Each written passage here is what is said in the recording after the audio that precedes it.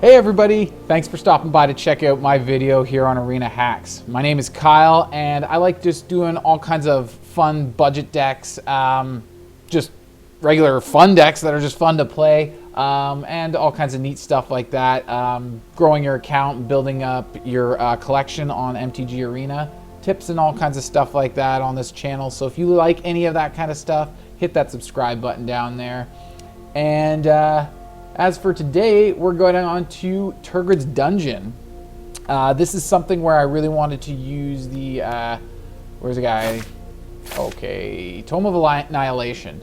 That's what I was looking for today, or with this deck, is just how to make these things. Now, other people have used Tome of Annihilation in their venture into the dungeon, things that they incorporate into their decks, but they're just kind of trying to do extra, just make it harder for their opponent. Like, the thing about this tome is, or this dungeon is, you kind of suffer from all these as well, but if you put it in the right deck, it's almost actually working for you in your benefit. So the first room, each player loses 1 life. It's kind of balanced. Everybody loses 1 life, so it's like, that's not a big deal. Everybody gets affected the same from that one. But when you get onto the Vials of Fear, I don't do the Oblette really ever. I'm not like super crazy about rushing through it fast. It's mostly about getting the synergy with the abilities. So the Vials of Fear, each player loses 2 life unless they discard a card. Now usually I'll just say I'll opt to lose 2 life, and then my opponent is usually stuck either discarding or losing 2 life as well. And we're trying to be more aggressive like that to do that extra damage. But the other thing is too, they might discard a card, in which case that benefits us as well because their hand size is less now. And the one time we choose to discard a card here is if we're getting flooded, we have an extra land in our hand, we don't care. We just throw that away instead of taking the 2 life, right?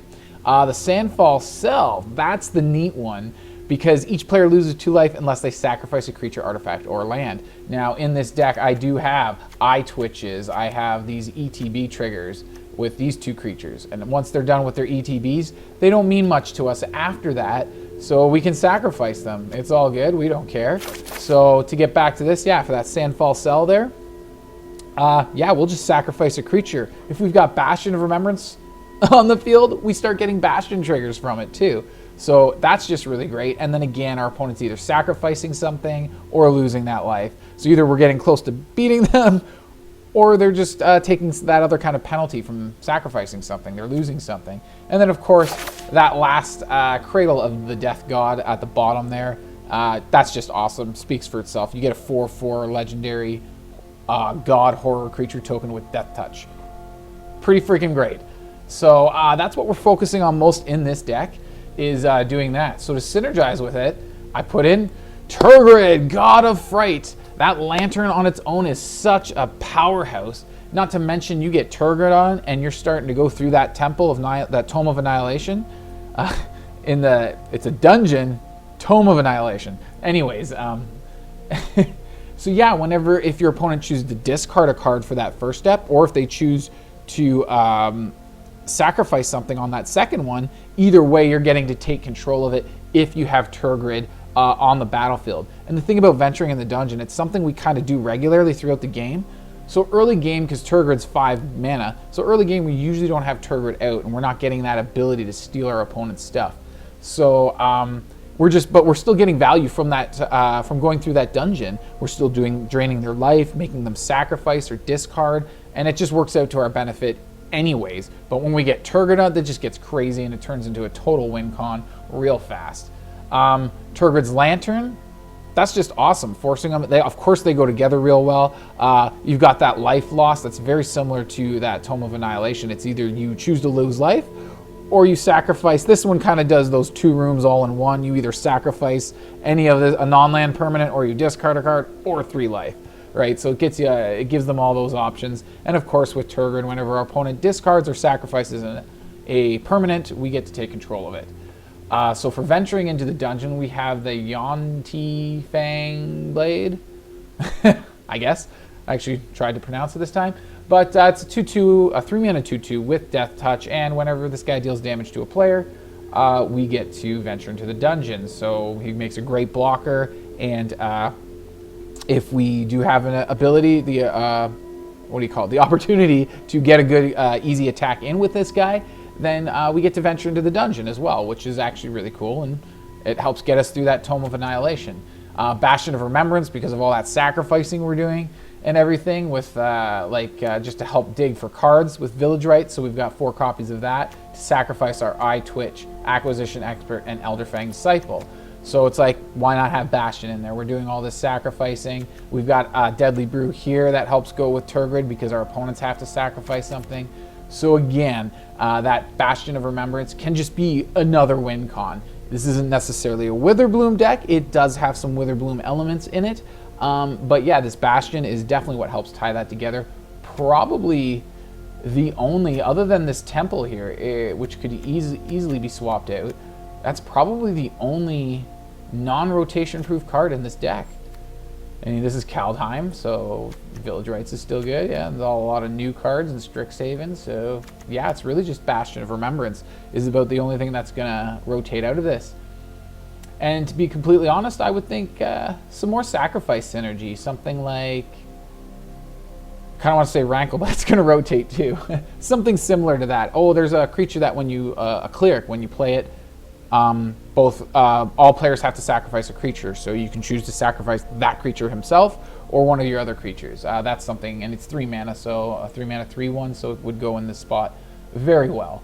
It goes with Tergrid, just really, really freaking great.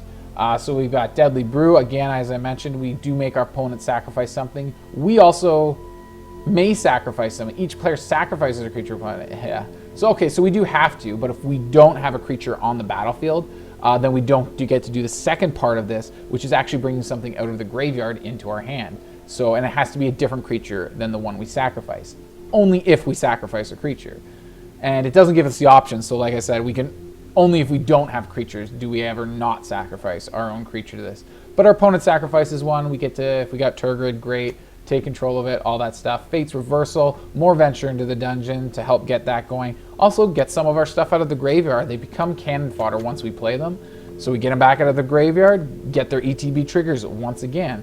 Both Elderfang Disciple and Acquisition Experts are 2 mana creatures that both make our opponent discard a card in their hand.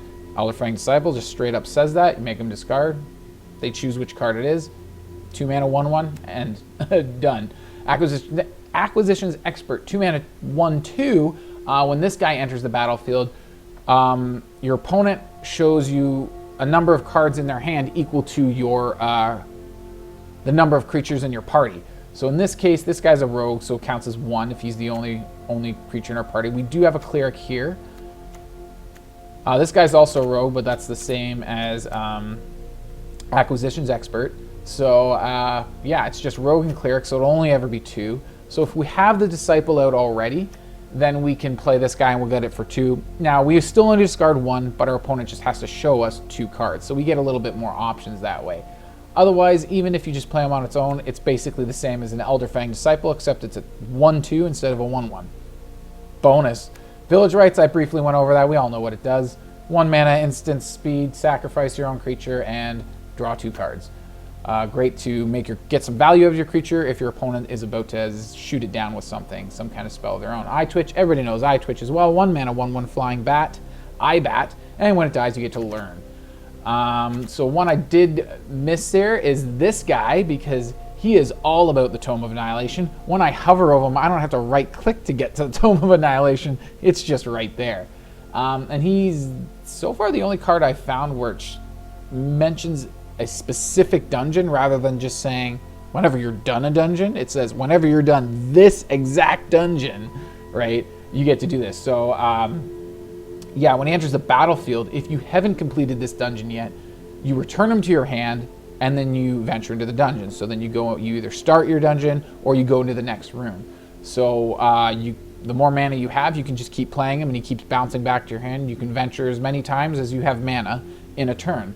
Once he stays on the battlefield, every time he attacks, each opponent, for each opponent, so on Arena we're best of one-on-one all the time, so whenever, well, I pretty much always do best of 1 on here, but anyways, one-on-one all the time, so we're going to be creating a 2/2 black zombie creature token unless that player sacrifices a creature.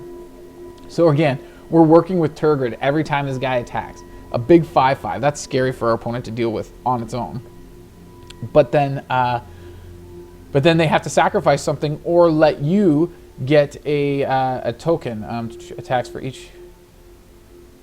Okay, so you just create a 2/2 zombie token. I thought it might have been tapped there, but nope, doesn't say tap. You just get a 2/2 zombie token, so that's pretty awesome. So if your opponent doesn't want you to clutter up the board, they're going to be sacking stuff. If you got Tergrid, you're going to get in control of it. Or they don't sacrifice it, and then you get to clutter up the board with zombie. And it's just like, damned if you do, damned if you don't. So this guy's really freaking cool. More copies of him could replace this guy. If you have the wild cards for it, I wanted to save some room just in case. Like, I mean, I got a lot of free packs in the Mastery still. So I wanted to save some room. I only used just the 2 wild cards on it. I could use more, but I want to see if I am lucky enough to get a few more copies of them. And I think that's about it, except for the lands. This guy could be swapped for more Snarls if you want. But yeah, 2 Snarls, 2 Temple of Maladies, 4 Pathways, and then 13 Swamps and 3 Forests. We may even almost be able to drop a forest for another swamp. Oh, the sideboard. I almost forgot about the sideboard. I changed this a little while after, but this is what I used in the video. So almost kind of what I used to use before the D&D set came out. But now that it's come out, I'm finding increasing the Containment Breaches is an absolute must. We don't need to be destroying one. It's not every now and then we want to destroy an artifact or enchantment. With this new set that came out, we want to destroy enchantments a lot. So this is a good card to have many copies of. Even have some way of destroying enchantment in your main board. There is one Venture in the Dungeon for 2 mana, and you get a treasure token. You can also do other things. You have the option. That's just one of the options. I did use it in my last video in that deck. This is mostly a mono black deck with just this splash of green for Deadly Brew, so I didn't want to add that one in. So instead, I increased the Containment Breach. But like I said, this is what I used in the video, so this is what I'm showing you right now. But yeah, the Environmental Sciences, gain some life, get the land, Necrotic Fumes. I increased 1 more of those as well. And since I get flooded out a lot in this deck for some reason, I took out one of these. Necrotic Fumes, yeah, exile a creature or planeswalker your opponent's control, and you have to exile one of your own creatures in the process. Containment Breach, destroying target artifact or enchantment. If it's 2 or less mana, you get a token, a pest token from it, and then pest summonings, which I go down to 1 of because we have a lot of stuff, sacrifice stuff in here. We really don't need to be getting these little pest tokens all that often anyways. Sometimes they come in handy as chump blockers, but that's about it. So before I get to the gameplay, I wanted to mention like the game, what you're going to be saying, the gameplay when I use this sideboard is, it was kind of my first run with this deck, and I did take it to, last night, I took it into ranked and just got annihilated with it for some reason. I had a great run in the play queue with it on, I believe it was for Friday night. Yeah, so Saturday, last night, I was trying to get this video done and shot, and it was absolutely terrible. So I took it back to the play queue, and it was pretty much the same. So I'm showing you the games that I just hit my screen recorder. It was the first few games I played with this deck, and they kind of, I'm getting a variety of cards. I'm like, I feel like in these games I played last night, like I was just getting all of this, like everything in this row here. I was getting all these cards. It's all I was drawing in lands. And I'm like, where is all my synergy, all my stuff? Where's my stuff to draw cards to find my synergy? Where's everything in this deck? I'm seeing only few cards. And it was almost every game was like that. And it was insane. I just lost like crazy. But the videos that I'm showing you now, and the reason why I'm telling you about them is because I'm not in them. I just hit my screen recorder and that's it. But they really show how the deck's supposed to work. And it works great, and the only thing that's different is I see a variety of my cards. They get shuffled. So I'm sorry that I won't be in the gameplay for today's video, but I really wanted to make sure I didn't miss one for Sunday, and I have nothing else good to show you guys except these games here. So I'm not in them, but they're still pretty cool. I do go up against some pretty tough players that do have some good stuff in their decks. So it's really cool to see how this deck performs against. And it's just a great, like, black control. It's awesome. So, hope you enjoy the gameplay. I'll see you in the little conclusion wrap-up afterwards.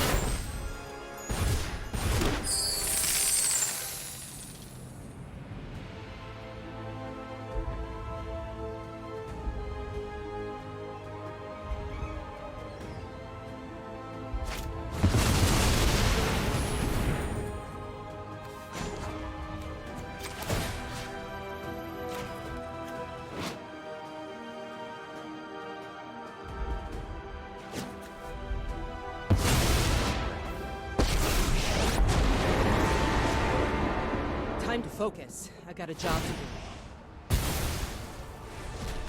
When I say go, you go.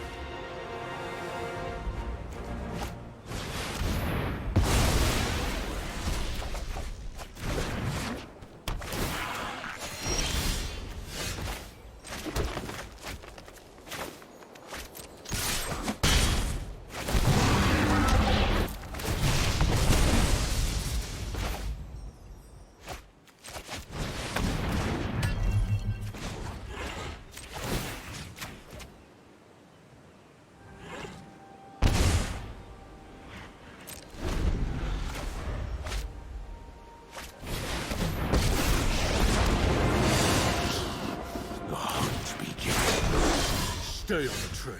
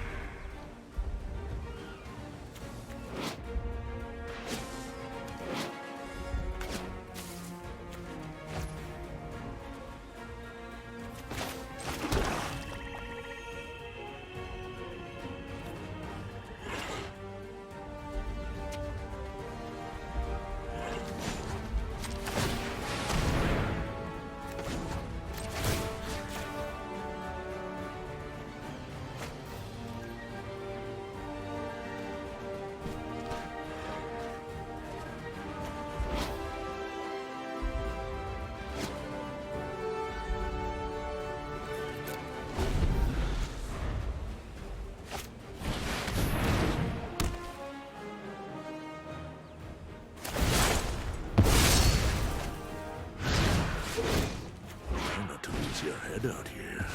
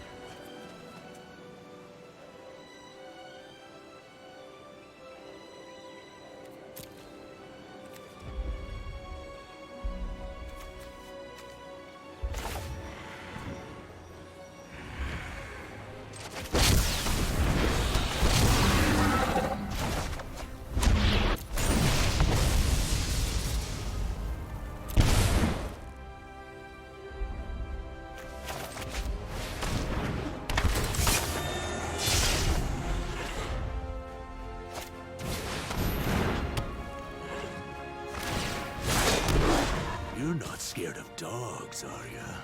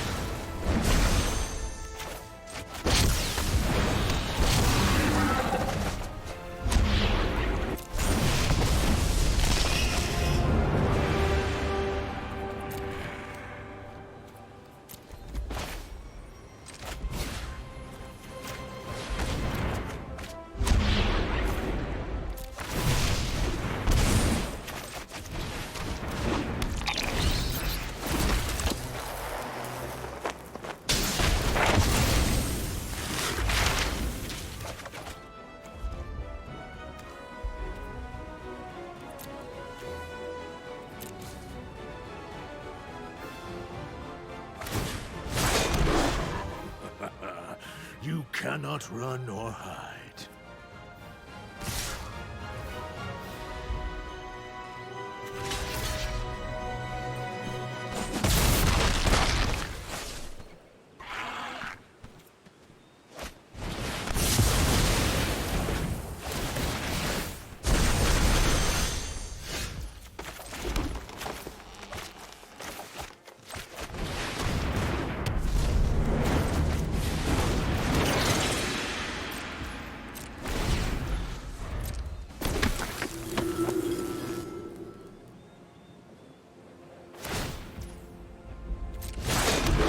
We are the apex predators.